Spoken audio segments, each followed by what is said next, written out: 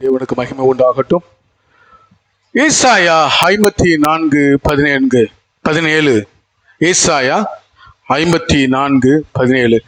இந்த வார்த்தையை தான் இந்த மாதம் முழுவதும் தியானித்துக் கொண்டு இருக்கிறோம். வாசிக்கிறேன், கவனிக்க. உனக்கு விரோதமாய் உருவாக்கப்படும் எந்த ஆயுதமும் வாய்க்காதே போகும். அல்லேலூயா, அல்லேலூயா. உங்களுக்கு விரோதமா எந்த ஆயுதமும் உருவாக்கப்பட்டாலும் தேவன் அதை வாய்க்காதே போக செய்வார். அல்லேலூயா. கையை உயர்த்தி ஆமென் சொல்லுவோமா? உங்களுக்கு விரோதமாய் ஆயுதம் உருவாக்கப்படும், உருவாக்கப்படாது என்று தேவன் சொல்லவில்லை. இதை குறித்து நான் தெளிவா போன வாரத்தில் பேசினேன். உருவாக்கப்பட்டாலும் அந்த ஆயுதத்தை தேவன் வாய்க்காதே போக செய்வார். அல்லேலூயா. புரியுதா உங்களுக்கு? உருவாக்கப்பட்டாலும் அது உருவானாலும் தேவன் அதை வாய்க்காதே போக செய்வார். தேவன் உங்களுக்கு அரணாய் இருந்து, தேவன் உங்களுக்கு பாதுகாப்பாய் இருந்து அந்த ஆயுதத்தை வாய்க்காதே போக செய்வார். அல்லேலூயா, அல்லேலூயா. இதனால நம்முடைய விசுவாசம் பெருகும். ஆமென்.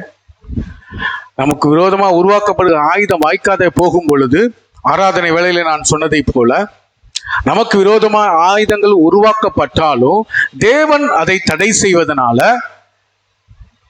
நம்முடைய விசுவாசமும் பெருகும். இரண்டாவது காரியம், நம்ம மூலமாக தேவ நாமம் மகிமைப்படும். போன வாரத்தில் நான் சொன்னேன்,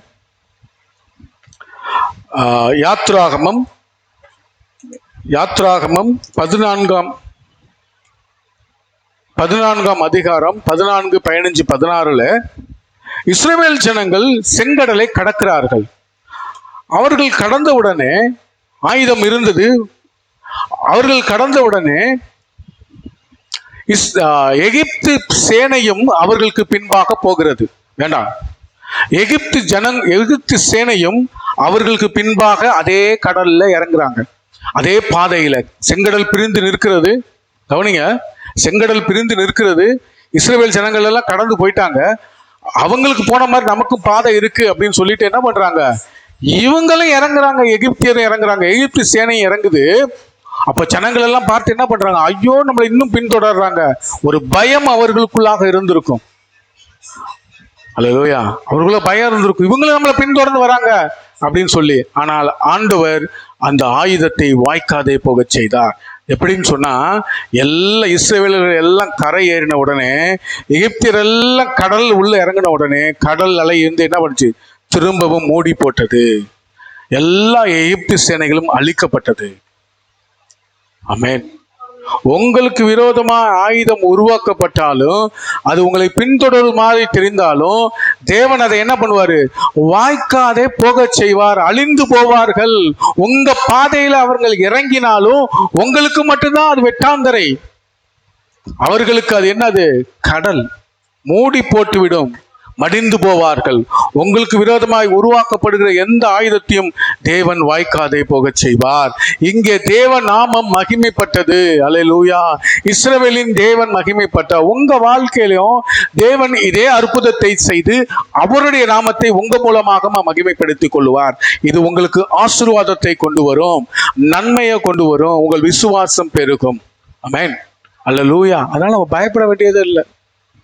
உங்களுக்கு முன்பாக எந்த ஒரு ஆயுதமா இருந்தாலும் சரி, அது எப்பேற்பட்ட பிரச்சனையா இருந்தாலும் சரி, தேவனை நோக்கி பார்க்கிற உங்க வாழ்க்கையில தேவன் அற்புதங்களை செய்து அந்த காரியத்தை வாய்க்காதே போக செய்வார். அல்லேலூயா. உங்க விசுவாசம் தான் நீங்க ஜெயிக்கிற ஜெயம். ஆமென். நீங்க விசுவாசத்தோடு ஓடும் பொழுது உங்க வாழ்க்கையில தேவன் அற்புதங்களை செய்வார். உங்க மூலமாக தேவநாம மகிமைப்படும். ஆமென். அல்லேலூயா. எஸ்தர் 3 அதிகாரம் 2 நான் வாசிக்கிறேன், கவனிங்க. எஸ்தர் 3:2. ஆகையால் ராஜாவின் அரண்மனை வாசலில் இருக்கிற ராஜாவின் ஊழியக்காரர் எல்லாரும் ஆமானை வணங்கி நமஸ்கரித்து வந்தார்கள். அவனுக்கு இப்படி செய்ய வேண்டும் என்று ராஜா கட்டளையிட்டிருந்தான். ஆனாலும் மொர்தெகாய் அவனை வணங்கவும் இல்லை, நமஸ்கரிக்கவும் இல்லை. இந்த மொர்தெகாய் யாருன்னு சொன்னா ஒரு யூதன். இவனுடைய மகள், அதாவது மகள் முறையில் இருக்கிற எஸ்தரை ராஜாத்தியை ஆக்கி அந்த தேசத்திலே என்ன பண்றாங்க, ராஜாவிற்கு கல்யாணம் பண்ணி வைத்திருக்கிறார்கள். அல்லேலூயா, அல்லேலூயா. ராஜாவுக்கு கல்யாணம் பண்ணி வைத்திருக்கிறதுனால இந்த மொர்தெகாய் இந்த அரண்மனை வாசல்களே தங்கி இருக்கிறான்.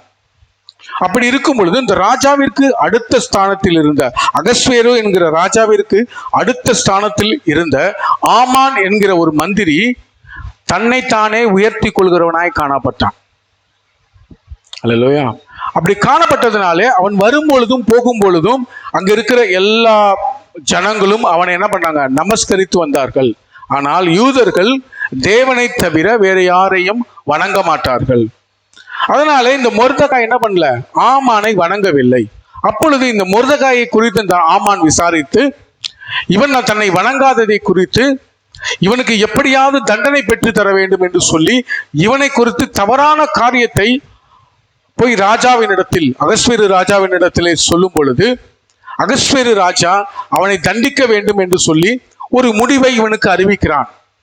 இந்த முடிவை அறிவித்த உடனே, இதற்கு வேறு கதைகள் இருக்கிறது, அதெல்லாம் சொல்லிட்டு தான் நேரம் இல்லை, உங்களுக்கு எல்லாருக்கும் அது தெரியும்.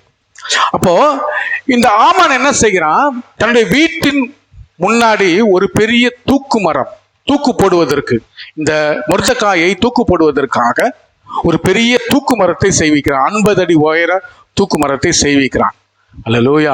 இந்த மொர்தெகாய் ராஜாவினிடத்தில் போய் இந்த யூதன் வணங்காததுனால எல்லா யூதர்களையும், இந்த 127 தேசத்திலும் இருக்கிற எல்லா யூதர்களையும் கொன்று போட வேண்டும் என்று சொல்லி ஒரு உத்தரவை வாங்கிக் கொள்கிறான் ஒரு நாட்களிலே. ஆனால் இந்த எஸ்தர் தேவனிடத்திலே ஜெபம் பண்ணி உபவாசம் இருந்து செபித்து ராஜாவினிடத்தில் போய் இந்த காரியத்தை அறிவித்த பொழுது ராஜா என்ன சொல்கிறான், இதை செய்ய தூண்டினவன் யார் என்று சொல்லி விசாரிக்கும் பொழுது ஆமான் தான் செய்ய சொல்லுகிறான் என்று சொல்லி ஆமான் மேல் குற்றம் உறுதிப்படுத்தப்பட்டதினாலே, இரண்டாவது எஸ்தர் ராஜாத்தியை அவன் தவறாக கண்களை பார்த்ததினாலே, இந்த 2 காரியத்திற்காகவும் இந்த ஆமானை அவன் செய்வித்த அந்த தூக்கு மரத்திலே தூக்கு போடும்படியாக இந்த ராஜா கட்டளை கொடுக்கிறான். வாசிப்போமா?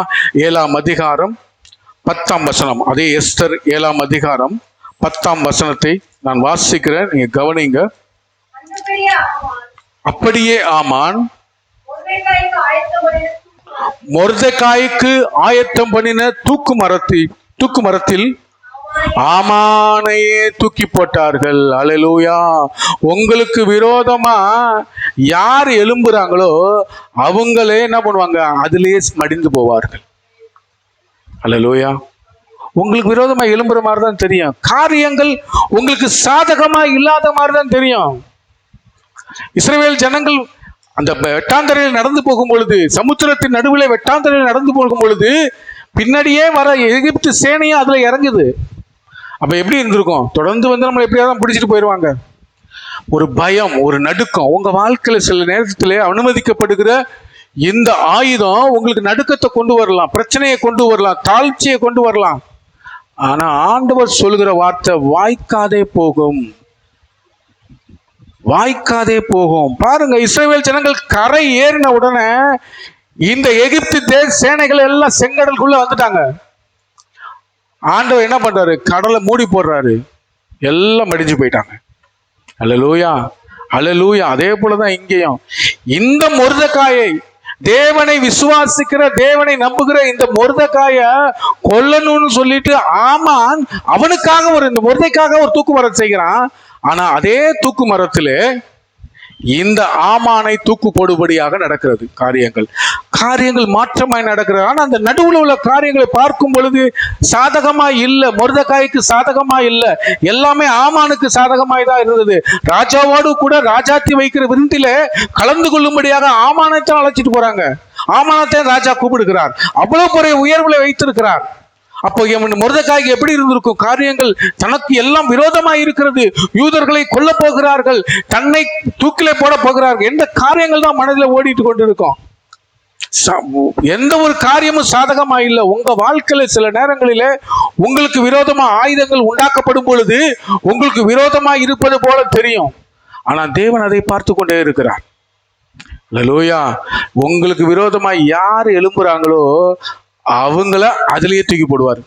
உங்களை என்ன செய்யணும் அவங்க நினைக்கிறாங்களோ, உங்களை எந்த குழியில தள்ள நினைக்கிறாங்களோ அவங்க அந்த குழியில விழுந்து போவாங்க. கையை உயர்த்தி ஆமென். ஆண்டவர் அப்படிப்பட்ட அதிசயங்களை உங்க வாழ்க்கையில செய்வார். அல்லேலூயா. தேவன் அதிசயத்தை செய்கிறவர். 6 பாடுகிறோம், அவராலே கூடாத காரியம் ஒன்றுமில்லை, அவர் அற்புதங்களை செய்கிறவர். உங்க வாழ்க்கையில் இந்த மொர்தெக்காய்க்கு செய்த அதே அற்புதங்களை ஆண்டவர் செய்வார். அல்லேலூயா. லூக்கா 7 அதிகாரம் காரியத்தை சொல்லுகிறேன். உங்க வாழ்க்கையில தேவன் அற்புதத்தை செய்வதற்கு போதுமானவர் என்ற காரியத்தை உங்க வாழ்க்கையில நான் சொல்லுகிறேன். லூக்கா 7 அதிகாரம் வசனத்தை வாசிக்கும் பொழுது நமக்கு புரியும். லூக்கா 7:29-30 வாசிக்கிறேன், கவனிங்க.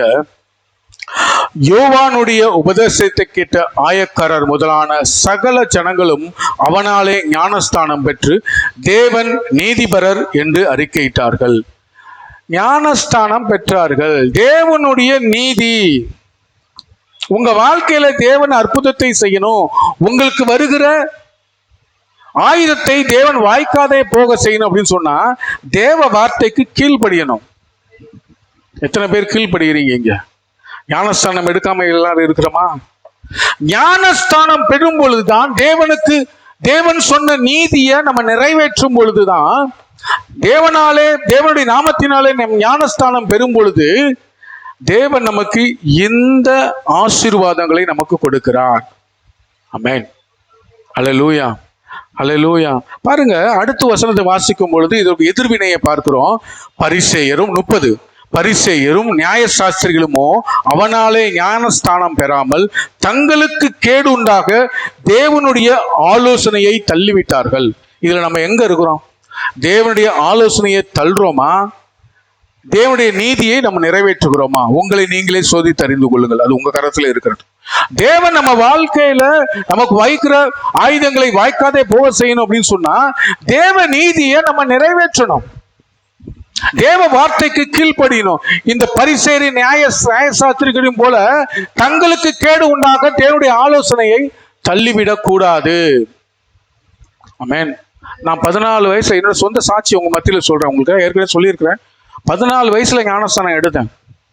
எல்லா பிள்ளைகளும் இந்த வயசுல இருக்கும்போது எல்லாம் விளையாடுவாங்க. எங்க வீட்டுக்கு கீழே பெரிய களம் இருக்கும், எல்லாம் பசங்களாம் விளையாடுவாங்க. நான் ஊழியத்துக்கு போவேன். எப்படி இருக்கும் பாருங்க. ரொம்ப சின்ன வயசு எனக்கு, 13, ரொம்ப விளையாடுகிற வயசு. எல்லாரும் விளையாண்டுட்டு இருப்பாங்க. அப்படியே என்னை கூப்பிடுவாங்க, வாங்க. நான் எங்க ஊழியக்காரர்கள் கூட ஊழியத்துக்கு போவேன்.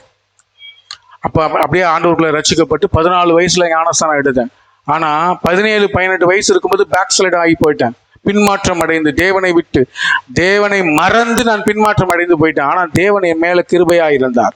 அல்லேலூயா. அதனாலதான் இன்னைக்கு உங்க முன்னாடி ஊழியக்காரனா வந்து நிற்கிறேன். 10 வருஷம் நான் தேவனை நினைக்கல, ஆனா தேவன் என் நினைவா இருந்தார். தேவன் என் நினைவா இருந்தார், நான் தேவன் நினைவா இல்லை. ஞானஸ்தானம் எடுத்தேன், ரட்சிக்கப்பட்டிருந்தேன். ஆனாலும் அந்த வாலிப வயசுல பின்மாற்றம் அடைந்து போனேன்.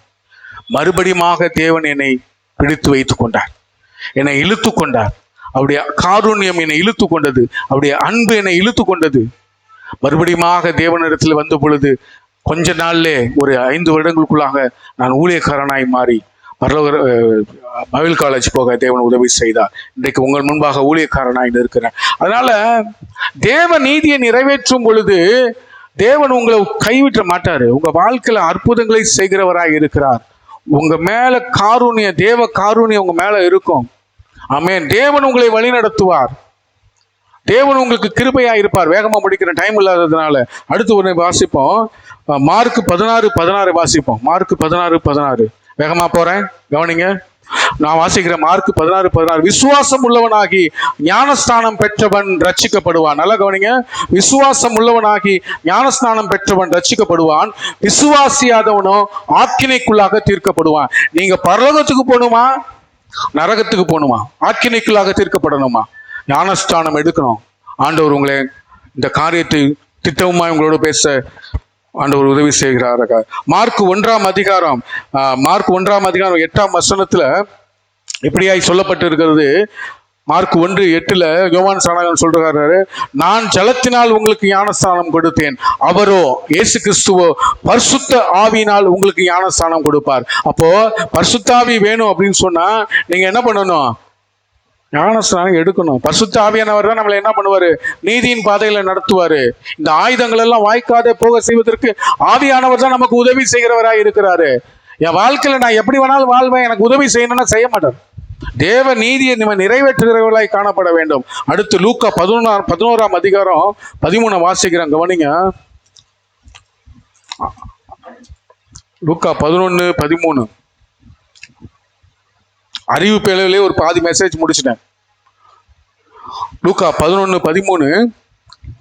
தம்மிடத்தில் வேண்டி பின்பகுதி ஃபுல்லா வாசிக்கிறேன், கவனிங்க. பொல்லாதவர்களாகிய நீங்கள் உங்கள் பிள்ளைகளுக்கு நல்ல ஈவுகளை கொடுக்க அறிந்திருக்கும் பொழுது பரம பிதாவானவர் தம்மிடத்தில் வேண்டிக் கொள்கிறவர்களுக்கு பரிசுத்த ஆவியை கொடுப்பது அதிக நிச்சயமாமே. அல்லேலூயா. அப்போ ஆவியானவரை கொடுப்பதற்கு தேவன் நீதி உள்ளவராக இருக்கிறாரு. அதிக நிச்சயம் கொடுத்தே ஆவார். பரிசுத்த ஆவியான உங்களுக்குள்ள வரும்போதுதான் நீங்கள் பலன் அடைவீங்க. பூமி எங்கு சாட்சியா இருப்பீங்க. தேவ நாமத்தை அனைவருக்கு அறிவிப்பீங்க. முதலாவது உங்க பிள்ளைகளுக்கு அறிவிப்பீங்க, உங்க சொந்த பந்தங்களுக்கு அறிவிப்பீங்க. தேவன் அந்த பலனை உங்களுக்கு கொடுப்பாரு. அதனால நீங்கள் ஆசீர்வதிக்கப்படுவீங்க, உங்க பிள்ளைகள் ஆசீர்வதிக்கப்படுவார்கள், உங்கள் குடும்பங்கள் ஆசீர்வதிக்கப்படும், உங்கள் சுற்றத்தார் ஆசீர்வதிக்கப்படுவாங்க. அநேகரை தேவனுக்குள்ளாக திருப்புவது நிமித்தம் உங்க வாழ்க்கையில பெரிய உயர்வு உண்டாகும். உங்களுக்கு விரோதமாய் உருவாக்கப்படுகிற எந்த ஆயுதமும், பிசாசு கொடுக்கிற எந்த பிரச்சனையிலிருந்து தேவன் உங்களுக்கு விடுதலை கொடுப்பாரு. நான் அறிவிப்பில சொன்னது போல படிப்படியா உங்க வாழ்க்கை முன்னேற்றம் அடைஞ்சிட்டே போயிட்டே இருக்கும். பின்னாடி போகவே மாட்டீங்க. உங்கள் குறைவுகள் எல்லாம் கிறிஸ்து இயேசுக்குள் ஆண்டவர் உங்கள் நிறைவாய் உண்டாக்குவார், நிறைவை தருவார். நீங்கள் ஆசீர்வாதமாய் இருப்பீங்க. அல்லேலூயா. அப்போ ஆண்டவருடைய நீதியை நம்ம நிறைவேற்றணும். ஆண்டவருடைய வார்த்தைக்கு கீழ்ப்படிந்து ஞானஸ்தானம் பெற்றுக்கொள்ளும் பொழுது தேவன் எந்த அற்புதங்களை உங்க வாழ்க்கையில செய்வார். அல்லேலூயா, அல்லேலூயா. அதனால ஒரு தீர்மானம், எப்படி ஆராதனை வேளையில உங்களை தீர்மானம் எடுக்க சொல்லணும், இப்போ ஒரு தீர்மானம் எடுக்கணும்.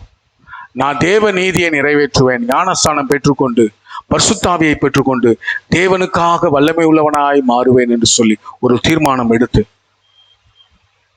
தேவனுக்காக பக்தி வைராக்கியம் பாராட்டி இந்த உருவாக்கப்படுகிற ஆயுதத்திலிருந்து நம்ம விடுதலை பெற்றுக்கொள்ள தேவனை நோக்கி நம்ம பிரார்த்திக்க போகிறோம். அல்லேலூயா. அப்படியே எல்லாரும் எழுந்து நின்று ஆமென் துதிக்கிறோம்.